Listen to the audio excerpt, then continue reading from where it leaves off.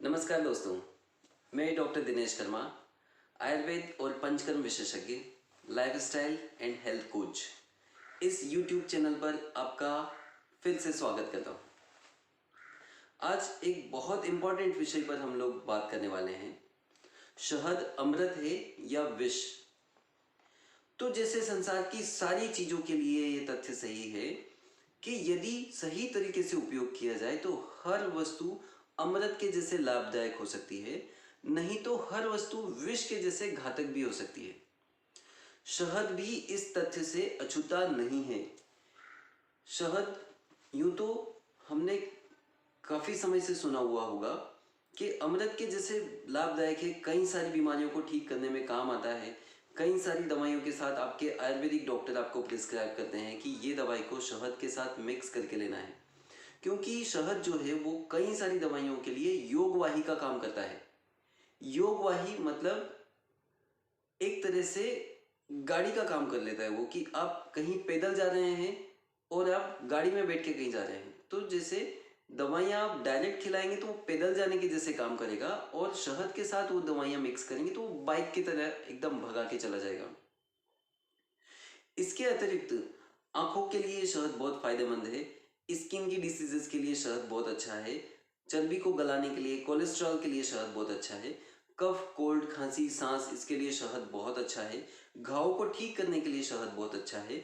इतनी सारी प्रॉपर्टीज होने के बाद भी यदि शहद का गलत तरीके से उपयोग किया जाए तो वो विष के जैसे घातक हो सकता है, क्योंकि उसको बनाने वाला जो भौरा है या मधुमक्खी है वो पॉइजनस इफेक्ट वाले कीट हैं, जिसका अनुभव है कि मधुमक्खी उसको काटी हो या भौरा उसको काटा हो तो कितना तीखापन होता है उसके विष में। ऐसा भी बोला जाता है कि यदि जितनी अमाउंट में एक सांप किसी को काटता है और अपना जहर उसके शरीर में डालता है, उतनी अमाउंट का जहर यदि मधुमक्खी का किसी व्यक्ति के शरीर में चला जाए तो वो सांप के काटने से भी ज्यादा खतरनाक हो सकता है। इस नेचर के जीव के द्वारा बनाई गई चीज यदि हम लोग मात्रा से अधिक उपयोग करते हैं तो वो बहुत हानिकारक हो सकती है। इसलिए पहली चीज, शहद को एक निश्चित और अल्प मात्रा में ही लेना चाहिए। फिर पित्तज प्रकृति के लोगों ने शहद का उपयोग कम से कम करना चाहिए या नहीं करना चाहिए। आजकल एक बहुत बड़ी भ्रांति बाजार में चली हुई है। एक बहुत नामचीन कंपनी द्वारा ये एडवर्टाइजमेंट चलाया जा रहा है जो बहुत गलत है, कि यदि आप अपना वेट कम करना चाहते हैं तो आपको गर्म पानी में सुबह सुबह शहद मिलाकर लेना चाहिए। मेरी आप सभी लोगों से रिक्वेस्ट है कि ऐसा बिल्कुल ना करें।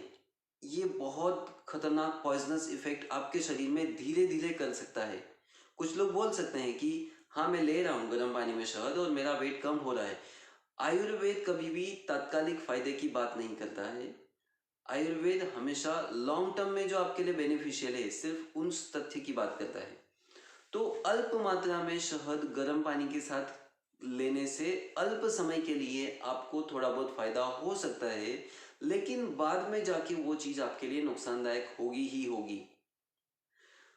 दोस्तों, आयुर्वेद हम लोगों के पास आज मुख्य रूप से बृहदत्रयी और लघुत्रयी इस नाम की 6 पुस्तक, चरक संहिता, सुश्रुत संहिता, वाग्भट संहिता या अष्टांग संग्रह, अष्टांग हृदय और माधव निदान, भाव प्रकाश और भेषज रत्नावली, इनके माध्यम से हमारे पास में है।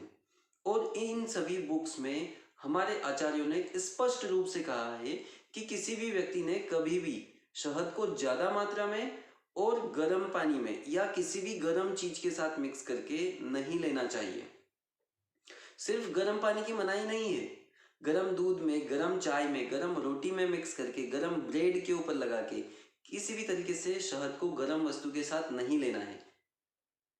आचार्यों ने यहां तक कहा है कि ग्रीष्म ऋतु जब बाहर का एटमॉस्फेयर बहुत ज्यादा गर्म हो तो सादे पानी में भी शहद नहीं लेना है, क्योंकि बाहर का एटमॉस्फेयर बहुत गर्म है, जिससे आपकी बॉडी का टेम्परेचर गर्म होगा।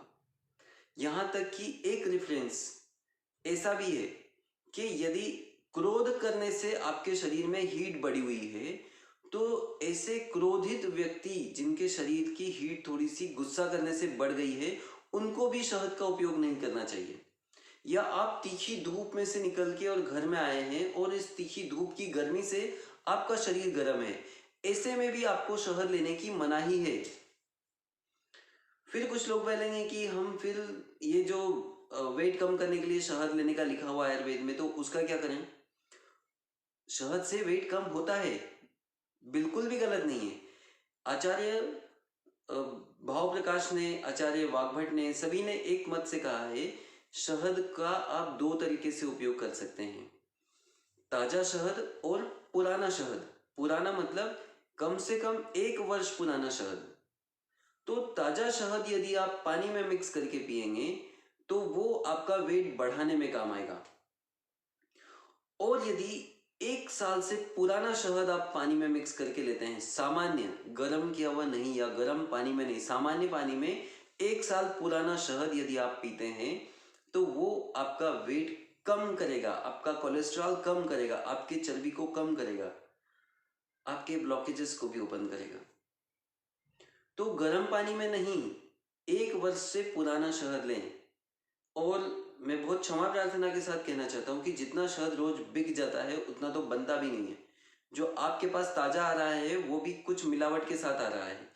तो कोई कंपनी से आप ऐसी उम्मीद कभी ना करें कि वो आपको 1 साल से स्टोर किया हुआ शहद ला के देंगे। वो आपको बहुत अच्छी क्वालिटी के जो पुराने वैद्य हैं उनके पास मिल सकता है, या आप स्वयं कलेक्शन करना शुरू करिए।